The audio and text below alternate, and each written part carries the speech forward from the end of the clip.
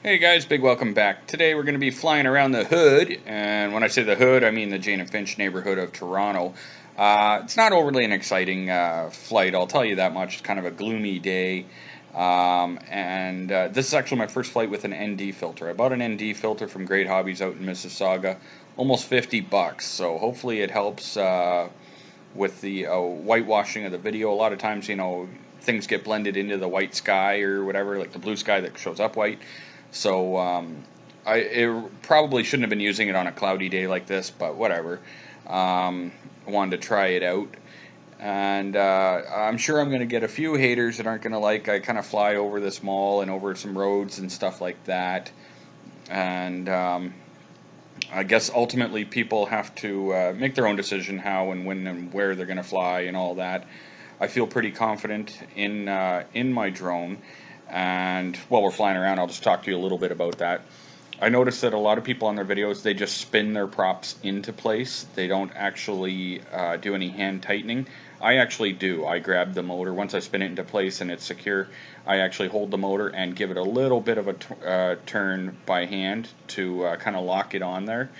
And then the other thing is, on many of my videos, I've had people that make comments about the drone falling, and to be quite honest, and I'm not saying it doesn't happen, but if you type phantom crash or drone crash or something like that, and when I say they don't actually, I haven't seen one yet that just fell out of the sky, with the exception of that big drone at a skiing thing where the drone fell, and we still don't even know if it actually just fell or if it was something.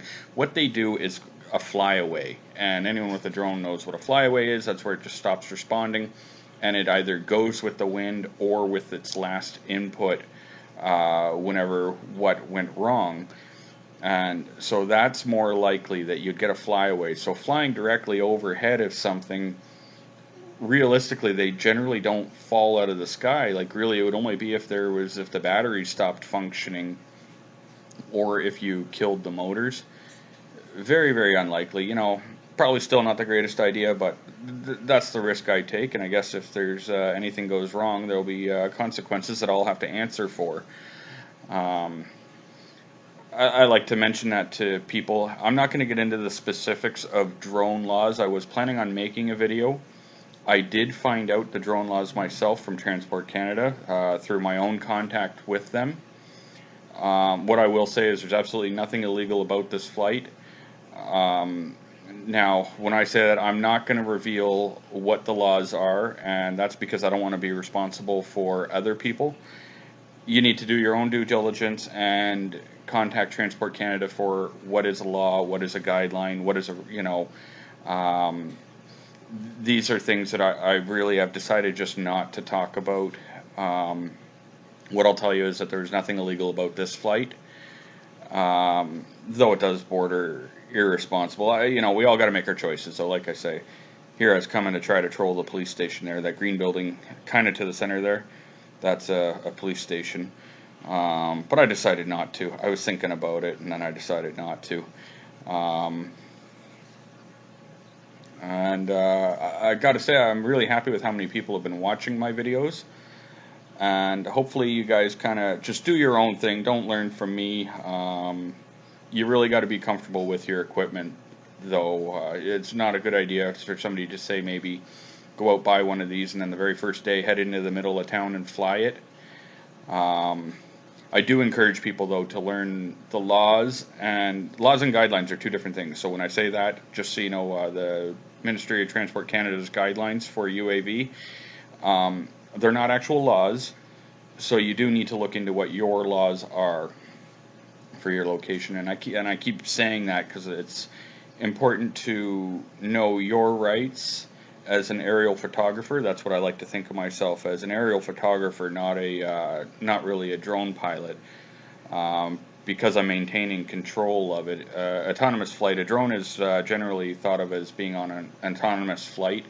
When you're controlling it, then you're just you're flying a camera, really. This is semantics, it doesn't matter. hopefully you guys have been enjoying my videos. I've been enjoying watching my subscribers go up and the likes, and I have fun reading the trolls' messages sometimes too.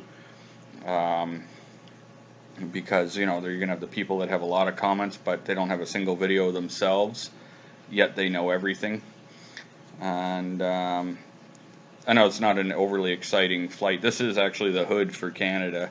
I would like to return here on a warmer day. I was cold. I was actually standing outside in the field. I was cold.